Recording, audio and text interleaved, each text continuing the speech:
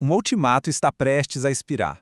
Os Estados Unidos e o Irã estão ali, na beira de uma guerra total. E as consequências disso tudo podem literalmente redesenhar o cenário global. Vamos entender como foi que a gente chegou nesse ponto tão crítico. Olha, para ter uma ideia da gravidade da situação, é só olhar para essa ameaça. Isso aqui não é uma hipérbole diplomática, sabe? É uma declaração direta que dá o tom de um conflito que, bom, chegou num ponto de fervura. E para entender como essa ameaça se tornou algo real, a gente precisa dar uma olhada na guerra de ultimatos que veio antes. Primeiro, vamos entender o problema mais imediato. A gente não está falando de uma guerra tradicional com frentes de batalha claras, não. É uma perigosa guerra de ultimatos. É um jogo de alto risco onde cada lado se sente na obrigação de aumentar a aposta, sabe? E isso vai encurralando todo mundo e tornando uma saída pacífica quase impossível. O cenário é tenso. Depois de 6 semanas de conflito, tudo se resume ao Estreito de Hormuz. Pensa nele como uma artéria vital para a economia global. Se ele for fechado, o impacto no preço do petróleo vai ser sentido no mundo inteiro. O prazo está se esgotando e a pressão, claro, é gigantesca. E o que deixa tudo ainda mais volátil é essa natureza imprevisível da política americana. Essa linha do tempo aqui mostra um padrão de prazos que não param de mudar. Essa incerteza toda não só confunde, mas cria um vácuo perigoso, onde um erro de cálculo pode levar a uma escalada sem controle. E foi exatamente isso que aconteceu. E no dia 7 de abril, a situação simplesmente explodiu. Os Estados Unidos atingiram o coração da indústria de petróleo do Irã. Israel lançou ataques em larga escala. E a resposta do Irã não foi só retaliar, mas também elevar a aposta, ameaçando fechar outra rota marítima importantíssima. A gente está vendo uma escalada se desenrolar em tempo real. Mas aí fica a pergunta, por que o Irã não cede? Para entender isso, a gente precisa olhar para a estratégia deles a longo prazo. Eles não estão só reagindo, sabe? Eles estão jogando um jogo diferente. Esse slide aqui ilustra perfeitamente a mentalidade iraniana, como foi analisado pela CNN Brasil. A estratégia é bem clara: absorver o dano agora, aguentar o tranco, na crença de que eles conseguem suportar a pressão por mais tempo que os Estados Unidos. O objetivo final é sobreviver à tempestade para poder ditar as regras de qualquer acordo no futuro. E essa citação resume tudo, né? Não se trata de vencer uma batalha hoje, mas sim de garantir uma posição mais forte amanhã. É uma estratégia de resistência, de paciência. E como é que eles fazem isso? Através do que a gente chama de guerra assimétrica. O Irã não tenta bater de frente com os caças e porta-aviões americanos. Não. Em vez disso, eles usam enxames de drones de baixo custo, milícias aliadas. Cada ataque pode parecer pequeno isoladamente, mas, no conjunto, eles vão minando os recursos do Ocidente, tornando a defesa uma coisa economicamente insustentável. É uma estratégia de 1000 cortes. O problema é que essa estratégia de guerra assimétrica tem um efeito dominó. O conflito não fica contido só dentro das fronteiras do Irã.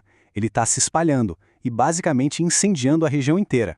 O Irã ativou o que ele chama de eixo da resistência. Essa rede de grupos aliados permite que Teherã lute em várias frentes ao mesmo tempo, o que força os Estados Unidos e Israel a dividirem sua atenção e seus recursos, tornando uma vitória decisiva algo muito, muito mais difícil de alcançar. E aqui está o ponto crucial: o impacto econômico.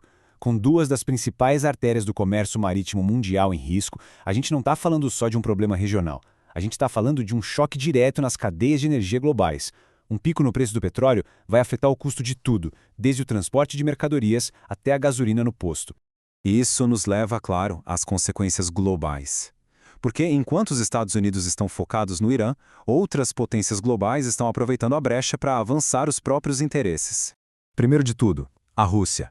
Com a atenção do mundo toda desviada, Moscou acaba se beneficiando de maneiras muito importantes. Pensa bem, esse conflito consome recursos militares que poderiam estar indo para a Ucrânia. A atenção diplomática dos Estados Unidos fica dividida. E talvez o mais importante, o preço do petróleo lá em cima financia diretamente a máquina de guerra russa. É uma vitória estratégica para o Kremlin sem eles precisarem disparar um único tiro no Oriente Médio. Em seguida, a China. Para Pequim, esse foco americano todo no Oriente Médio não é uma distração, é uma janela de oportunidade estratégica. É uma conta simples. Cada porta-aviões americano enviado para o Golfo Pérsico é um a menos no Indo-Pacífico. Isso enfraquece diretamente a capacidade de dissuasão dos Estados Unidos em relação a Taiwan, que continua sendo a principal prioridade geopolítica da China.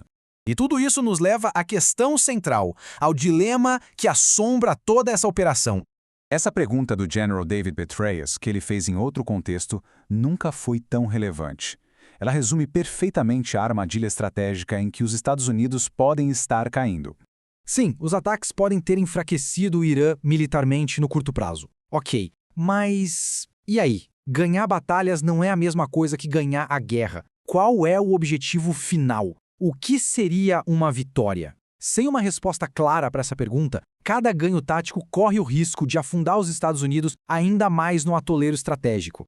E essa não é uma preocupação nova que surgiu agora.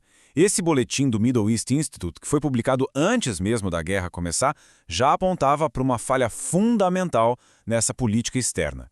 E esse slide aqui mostra bem o problema. A política para o Irã recebeu um lata D. O motivo? Uma deriva estratégica e a falta de um objetivo claro. A guerra atual parece ser só consequência lógica de uma política que já estava sem rumo há muito tempo. E assim a gente fica com essa pergunta que é bem inquietante. Quando não existe um caminho claro para a vitória, talvez o único objetivo que reste seja simplesmente evitar o pior cenário possível. Uma reflexão sombria para um conflito que pode estar apenas começando.